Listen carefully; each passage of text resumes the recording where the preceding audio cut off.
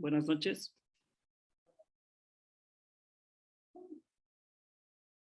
Buenas noches, Doc. Buenas noches. Me avisan cuando pueda iniciar, por favor.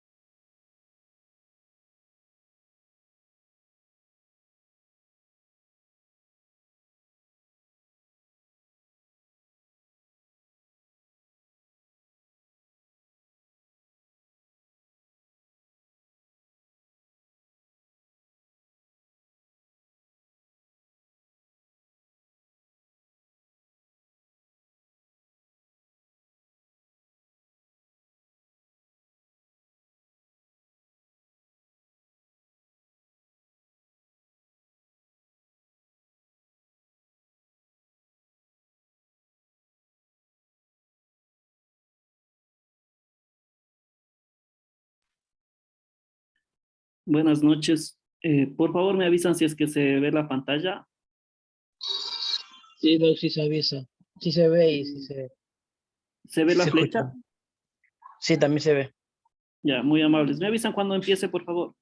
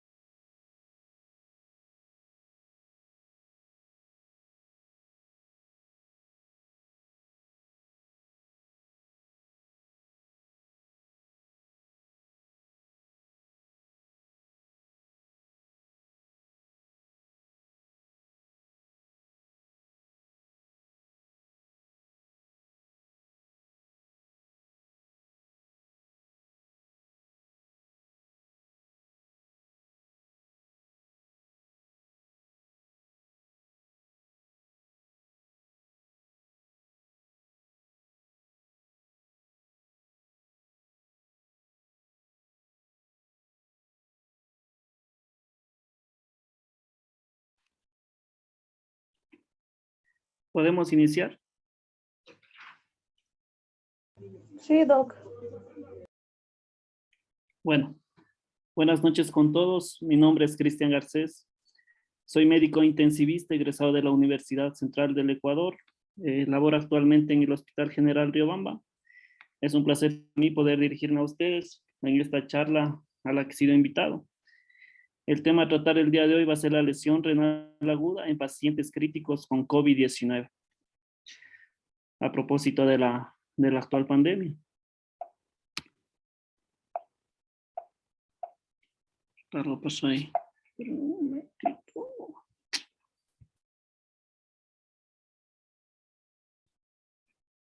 Como conocemos, pues la actual pandemia ha afectado a un gran número de pacientes a nivel mundial y su principal manifestación es a nivel del sistema respiratorio, específicamente a nivel pulmonar. Como vemos, un pulmón sano puede ser gravemente afectado y llegar al 100% de su afectación, comprometiendo gravemente la vida y salud de los pacientes. Muchos estudios han sido reportados en Italia, en países del primer mundo, en Estados Unidos, pues, y nos hablan que la mortalidad es excesivamente alta, alrededor de un 26 a 52%, dependiente de la serie de casos en las que haya sido tomada. Sin embargo, se sabe que esta mortalidad no es siempre afectada en su totalidad por la parte pulmonar, sino hay muchos otros factores que pueden afectar este número. Y entre ellos, pues uno de los que más prevalece y se ha estudiado es la falla renal. Vamos a ver un sinnúmero de casos que han sido descritos a nivel de hospitalización general en revistas de gran impacto, JAMA, en el New England, en el Springer. Podemos ver que a nivel general la hospitalización con pacientes COVID, la falla renal va a estar alrededor de un 4, 1%, 4%, tasas relativamente bajas. Pero todo lo contrario también a nivel de otros hospitales, de hospitales grandes igualmente, porcentajes que pueden alcanzar incluso el 56%. Y a nivel general, se podría decir que los pacientes hospitalizados en clínica que cursan con falla renal serían alrededor del 11%. ¿Y a qué se debe toda esta diferencia de porcentajes?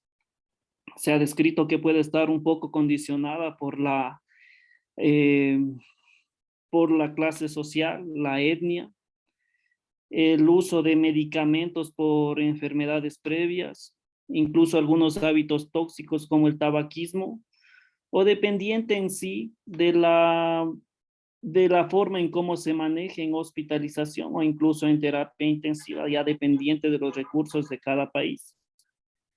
¿Qué sucede ahora con los pacientes que son críticos y que ingresan a terapia intensiva? Si bien en la hospitalización general se presenta alrededor del 11%, en la terapia intensiva el número de casos con falla renal pues tiende a ser mucho más alto. 41, 44, incluso el 66% de los pacientes pueden presentar falla renal en sus diferentes estadías. Y como un promedio se puede decir que alrededor de 23% de los pacientes llegan a desarrollar falla renal durante su hospitalización en UCI. ¿Alguna pregunta hasta aquí? ¿Se me escucha bien?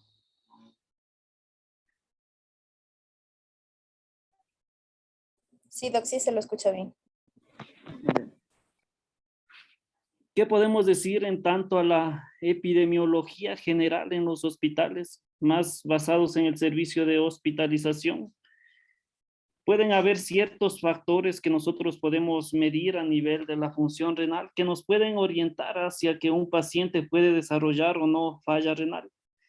En este caso, pues, podemos decir que los pacientes en estadio 1 van a ser hospitalizados en un 3 veces más que los pacientes que no desarrollen falla renal. No llega a ser estadísticamente significativo, pero los pacientes que pueden desarrollar estadios 2 y 3, va a ser mucho más alta su incidencia, incluso su probabilidad de muerte ya estando hospitalizados va a ser mucho más alta.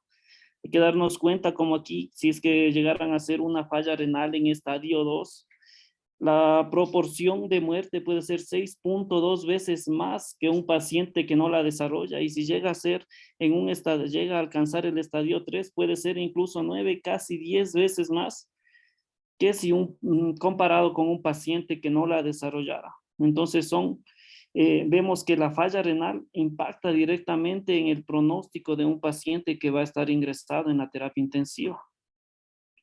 Otro valor que podemos observar al realizar un EMO, que es un examen habitual que hacemos en hospitalización y en terapia intensiva, pues vamos a ver que la incidencia de la proteinuria puede estar entre 26 a 63% de los pacientes y que su presencia también puede estar relacionada con el riesgo de hospitalización e incluso de muerte. Cuando vemos una proteinuria inicial de 2 cruces, 3 cruces, el riesgo de que el paciente muera va a ser 10.9, 11 veces superior a un paciente que no tenga este hallazgo durante su hospitalización.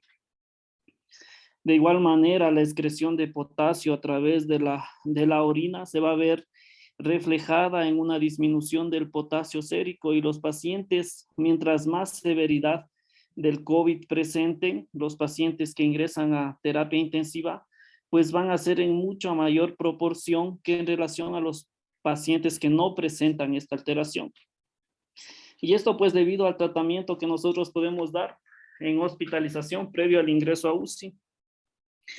Los diuréticos, casos que dentro de la evolución de la enfermedad se desarrollan con cuadro clínico de diarrea, deshidratación y la misma respuesta fisiológica, el aumento de los niveles de angiotensina 2.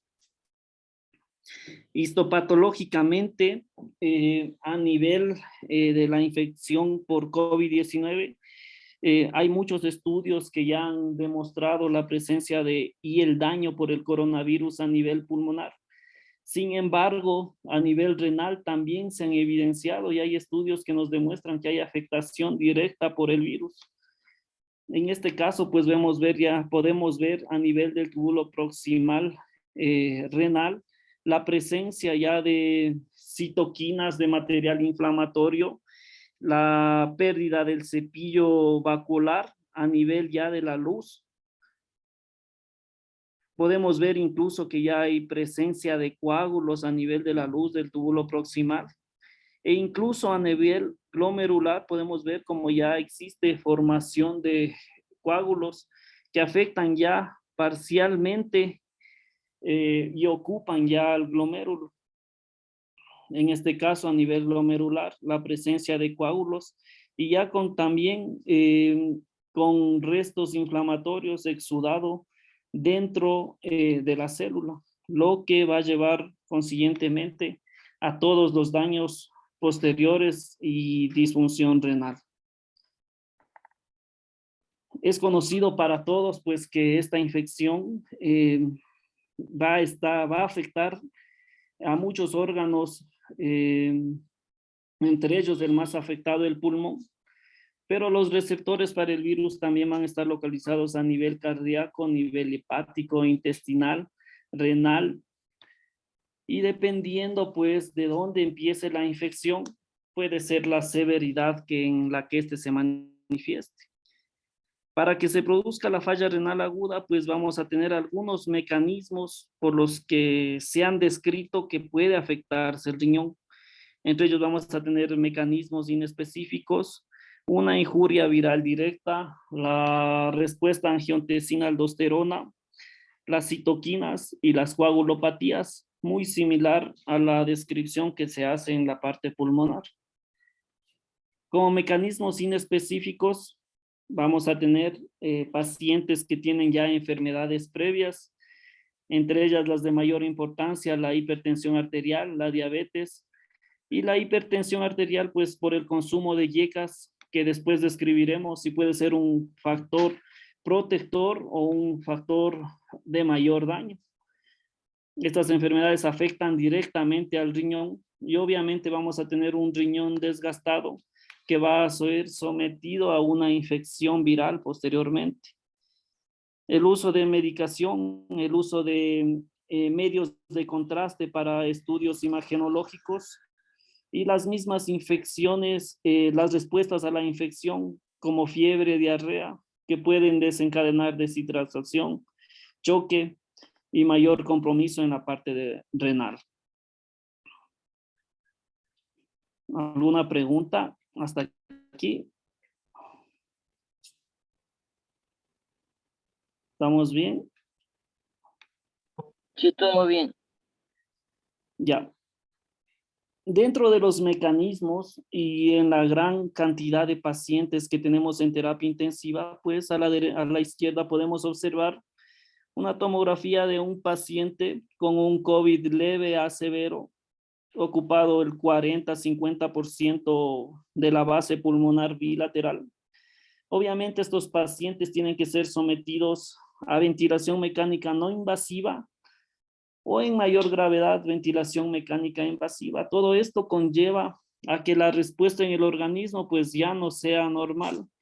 La presión pleural que nosotros mantenemos en estado de respiración espontánea va a cambiar, va a dar un giro drástico y nosotros al apoyar con ventilación mecánica vamos a hacer que la presión intratorácica se incremente y por ende también la presión abdominal. Todo esto va a cambiar las presiones que se manejan al interior de la caja torácica y del abdomen y va a conllevar pues a que haya una disminución del flujo renal, disminución de la perfusión renal, a que haya mayor infiltración celular, apoptosis, disfunción endotelial y disregulación microvascular, lo que puede desencadenar en varios escenarios como se muestra en el gráfico. De un riñón normal, todos estos cambios que se muestran a la izquierda pueden ir en una falla progresiva, riesgo, daño, disminución del filtrado glomerular, falla, puede ir directamente hacia la muerte o en el caso de que realicemos intervenciones oportunas, pueden recuperarse parcialmente o recuperar su función totalmente. Todo esto pues dependiendo del estadio en que nosotros actuemos y de las medidas que se apliquen oportunamente. Como vemos aquí, los pacientes que tuvieron ventilación mecánica invasiva por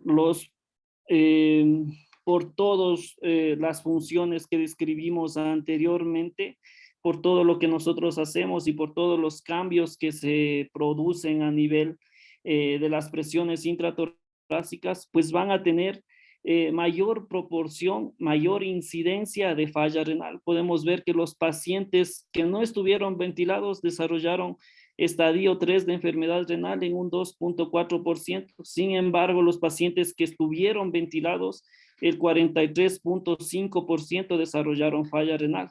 E incluso menos del 1% de los pacientes que no estuvieron ventilados no fue necesaria la terapia de reemplazo renal.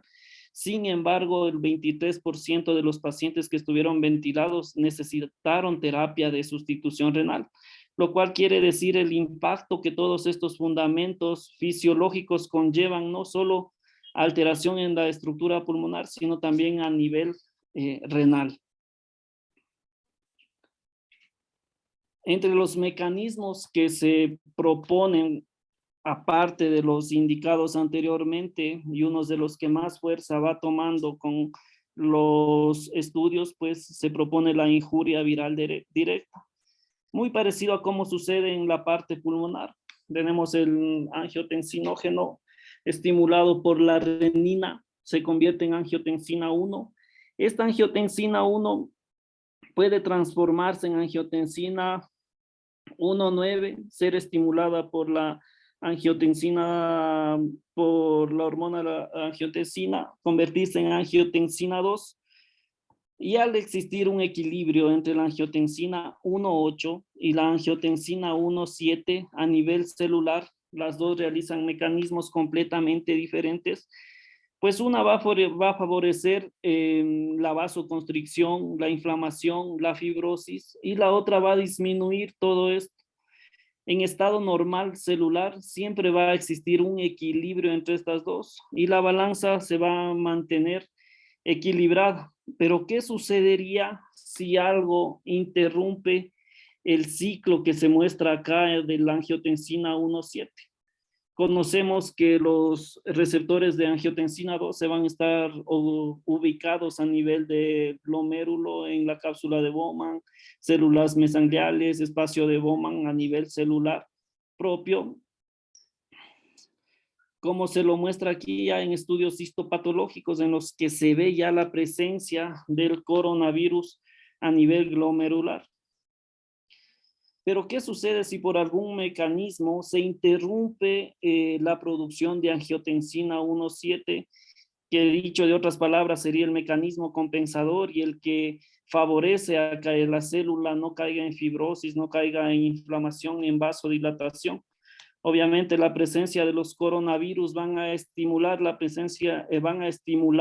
y van a ligarse al receptor de angiotensina 2, van a ingresar al interior de la célula y al estar bloqueado este sistema compensador, va a iniciar mayor vasoconstricción, inflamación, fibrosis a nivel de las células del parénquima renal, conllevando al inicio de la disfunción renal.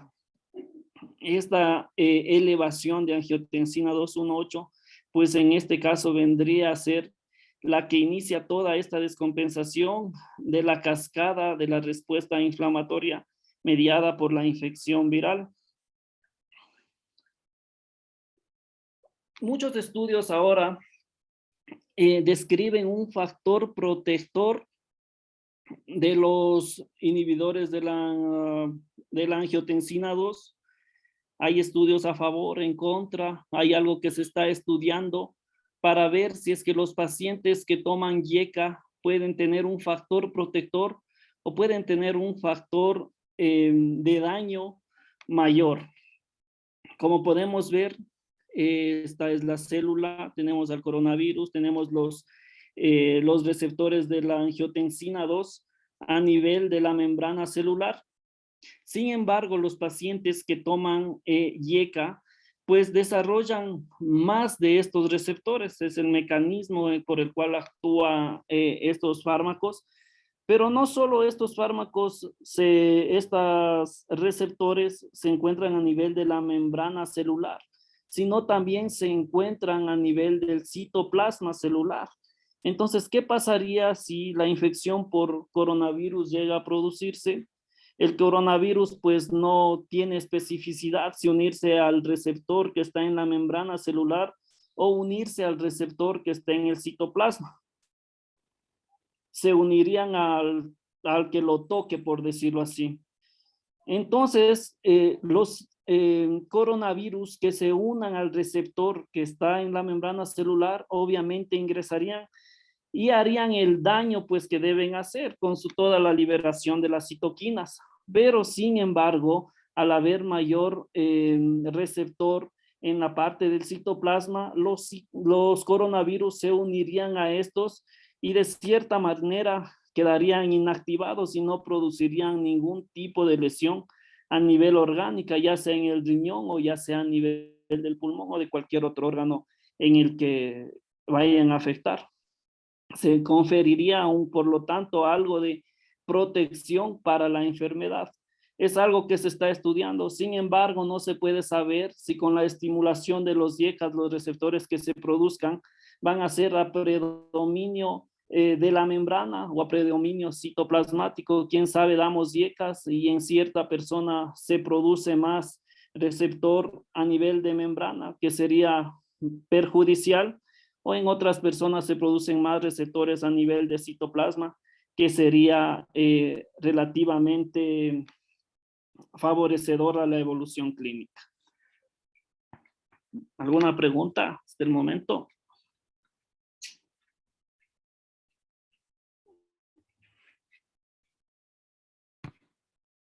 No, ¿sí me escuchan?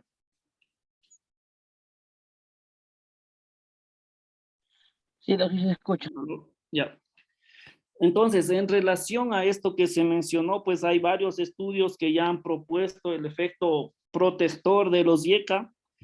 Podemos ver que entre los pacientes hospitalizados, pues el porcentaje de fallecimiento de quienes recibieron YECA fue menor al 5% y los que no recibieron fue más del 10%. e incluso en los pacientes que estuvieron en UCI, aunque no llega a ser estadísticamente significativo, la proporción de los pacientes que llegaron a estar críticamente enfermos en los que no recibieron YECA fue del 22% y en los que recibieron YECA fue del 9%. E incluso en el porcentaje de muerte, los pacientes que no recibieron YECA fue del 13% y en los que recibieron YECA fue alrededor del 5%. Muchos estudios así que se podrían mencionar en relación a favor de la profilaxis o del riesgo de menor gravedad que puede dar la administración a pacientes hipertensos de los YECA.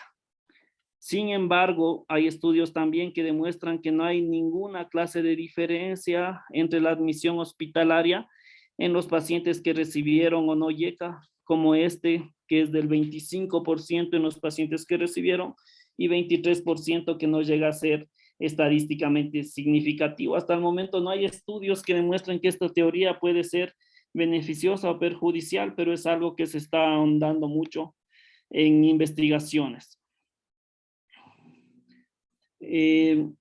Otros mecanismos que se ven, pues, que pudieran inducir a que el riñón empiece a alterarse, vamos a tener consecuencias vasculares que pueden ser inducidas por la coagulopatía, muy semejante que a nivel pulmonar, obstrucción de los capilares por las células rojas, activación de los factores de la coagulación, la necrosis, isquemia glomerular, factores ya muy conocidos y muy estudiados, semejantes al pulmón.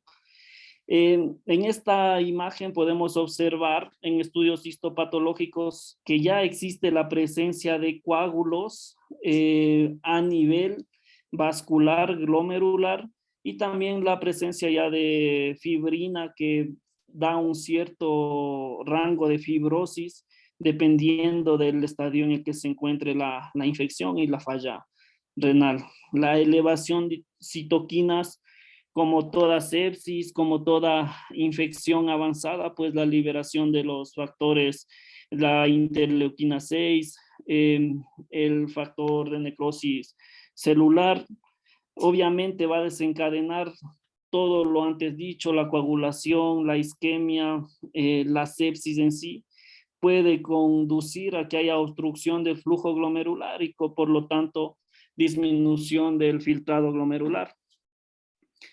Factores inespecíficos que ya van a depender del tratamiento que se dé en todas las UCIs.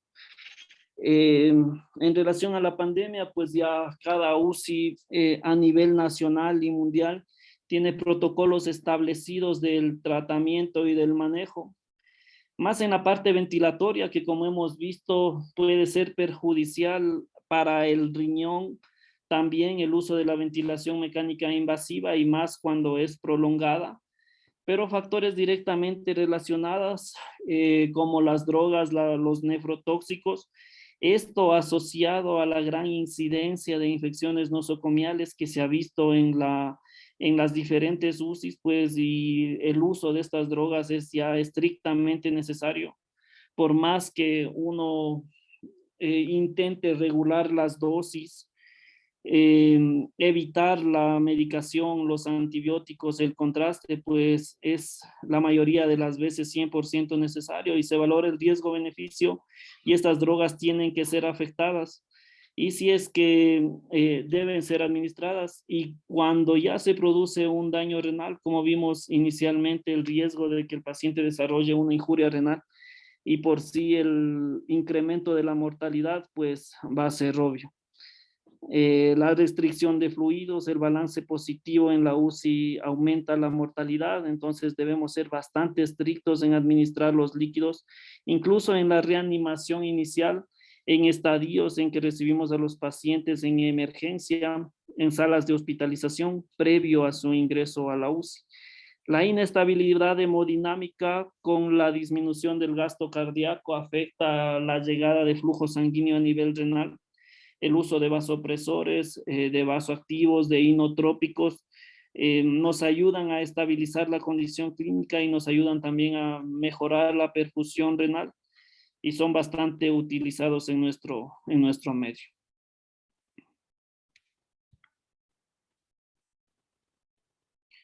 Y ahora muchas dudas en relación al tratamiento, qué se debe hacer, qué no se debe hacer.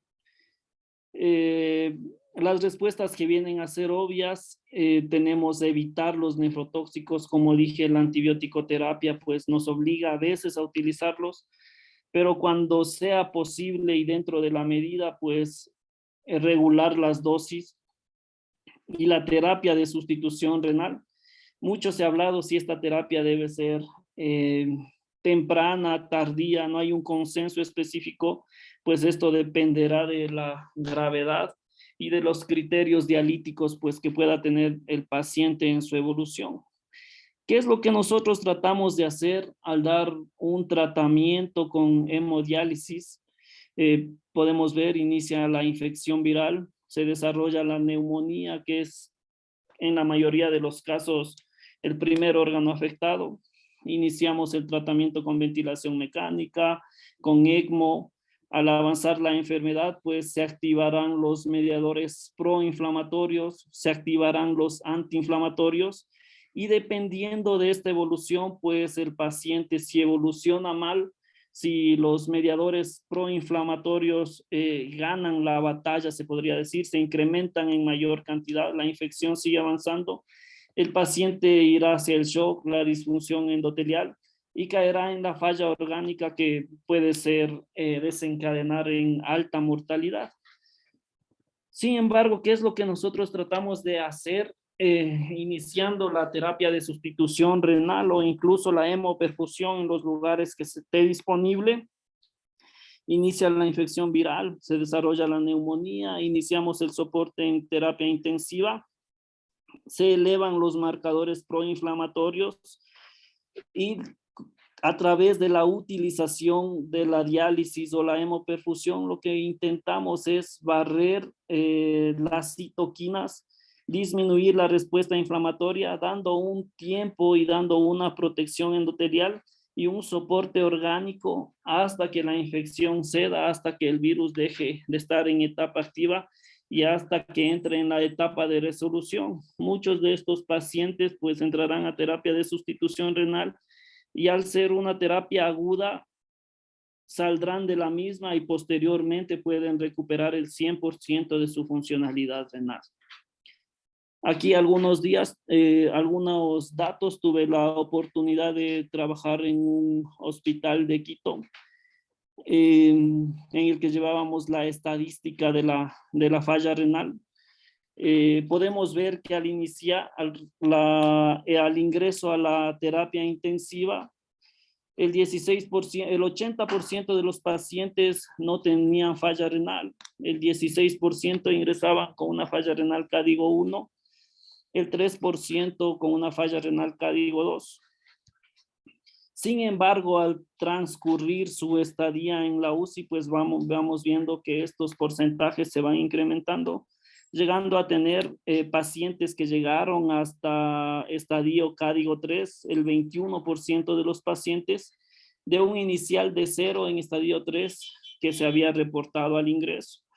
Una incidencia de 31.7 de los pacientes presentaron falla renal, que está muy semejante a lo que se había mencionado en series internacionales y en países de primer mundo.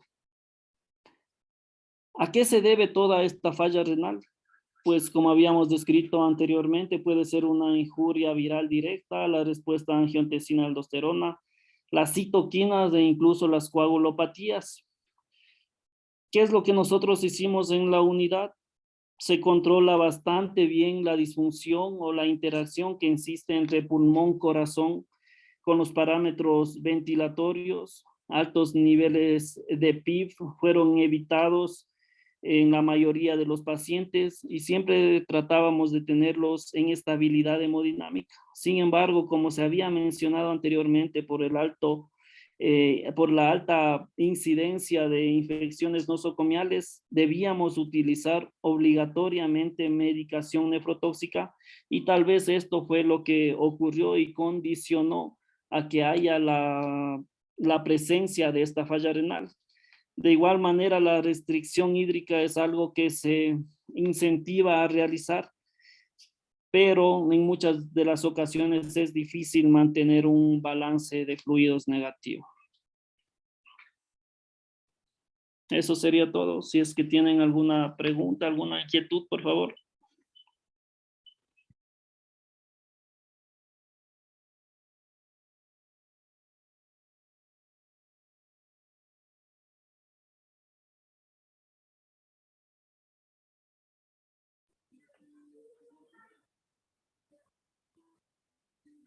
No, Doc.